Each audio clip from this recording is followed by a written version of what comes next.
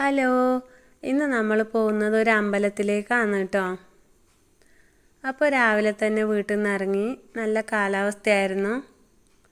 അപ്പോൾ നമ്മളിങ്ങനെ പോയിക്കൊണ്ടിരിക്കുന്നു. അപ്പോൾ ഇന്ന് പോകുന്നത് ഹനുമാൻ അമ്പലത്തിലേക്കാണ്. ഹനുമാൻ അമ്പലം എവിടെയാണെന്ന് ഞാൻ പറഞ്ഞുതരാം. നമ്മുടെ കണ്ണൂർ ജില്ലയിൽ പഴയങ്ങാടിക്കടുത്തുള്ള ചെറുതാഴം എന്ന് പറഞ്ഞ സ്ഥലത്താണ് ഈ അമ്പലം സ്ഥിതി ചെയ്യുന്നത്.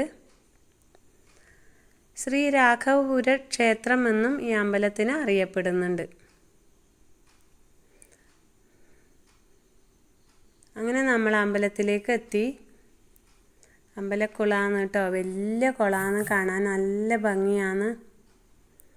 കർക്കിടക മാസമായതുകൊണ്ട് നല്ല തിരക്കുണ്ട് എന്നാണ് തോന്നുന്നത്. വണ്ടിയെല്ലാം കുറേ കാണുന്നുണ്ട്, നമുക്ക് നോക്കാം. ഹനുമാൻ അമ്പലം എന്ന് പേരുണ്ടെങ്കിലും ഇവിടുത്തെ പ്രധാന പ്രതിഷ്ഠ ശ്രീരാമസ്വാമിയാണ്. അങ്ങനെ നമുക്ക് കാലും കൈയെല്ലാം ഒന്ന് തേച്ച് കഴുകിയിട്ട് അമ്പലത്തിൻ്റെ ഉള്ളിലേക്ക് പോവാം.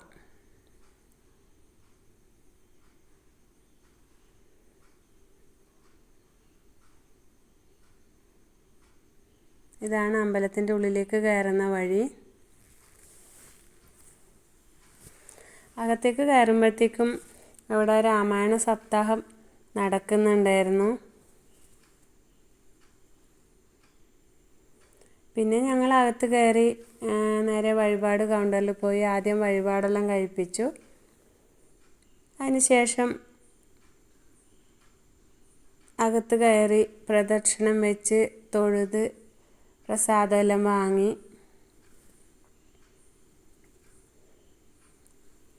ഇവിടെ ഭരത ശത്രുഘ്നന്മാരും പിന്നെ ലക്ഷ്മണനും പിന്നെ ദുർഗാദേവിയും സീതാദേവിയും പരമശിവനും എല്ലാവരും ഉണ്ട്. അതുകൊണ്ട് നാലമ്പല ദർശനം ഇവിടെ വന്നാൽ പൂർണ്ണമാവുമെന്നാണ് അറിയപ്പെടുന്നത്. അതുകൊണ്ട് കർക്കിടക മാസത്തിൽ ഒരുപാട് ഭക്തജനങ്ങൾ ഈ അമ്പലത്തിൽ വരുന്നുണ്ട്, അല്ലാതെയും വരും. അങ്ങനെ ഞങ്ങൾ അകത്തെല്ലാം തൊഴുതിന് ശേഷം നേരെ പുറത്തേക്ക് വന്നു. ഇത് ദുർഗാദേവിയുടെ ശ്രീകോവിലാണ് കേട്ടോ. ദുർഗാദേവി കിഴക്കോട്ട് ദർശനമായിട്ടാണ് ഇരിക്കുന്നത്. ഈ കാണുന്നത് പരമശിവൻ്റെ ശ്രീകോവിലാണ്. പരമശിവൻ പടിഞ്ഞാറോട്ട് ദർശനമായിട്ടാണ് ഇരിക്കുന്നത്.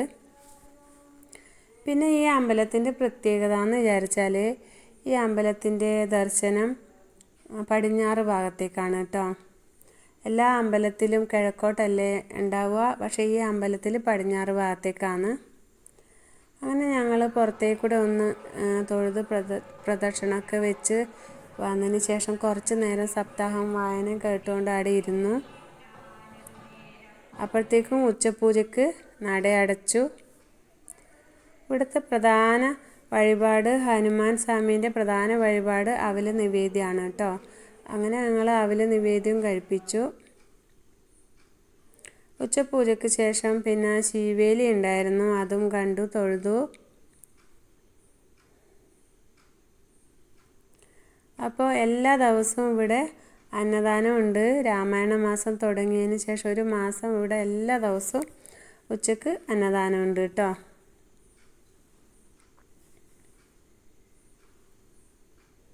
ഇത് അമ്പലത്തിൻ്റെ ബാക്ക് വശമാണ്.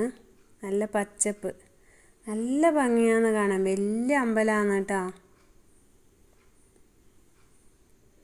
അങ്ങനെ ഉച്ചപൂജയ്ക്ക് ശേഷം എല്ലാവരും ഭക്ഷണത്തിന് വേണ്ടിയിട്ട് ലൈൻ നിൽക്കാൻ തുടങ്ങി. ഒരുപാട് ആൾക്കാർ ഉണ്ട്. കർക്കിടക മാസം ആയതുകൊണ്ട് നാലമ്പല ദർശനത്തിന് വേണ്ടി അധികം ആൾക്കാർ ഇവിടെയാണ് വരുന്നത്.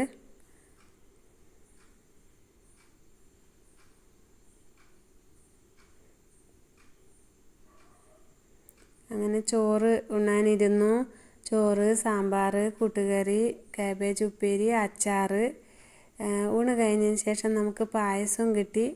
നല്ല എന്താ പറയുക, ശർക്കര പായസം, അടിപൊളി പായസമായിരുന്നു. അപ്പോൾ എൻ്റെ വീഡിയോ ഇഷ്ടപ്പെട്ടാൽ എല്ലാവരും ഒന്ന് ലൈക്കും ചെയ്യണം, കമൻറ്റും നിങ്ങളുടെ അഭിപ്രായങ്ങളെല്ലാം അറിയിക്കണം. അങ്ങനെ ഞങ്ങൾ കുറച്ച് നേരം അവിടെ ഇരുന്നതിന് ശേഷം വീട്ടിലേക്ക് മടങ്ങി. ഓക്കേ.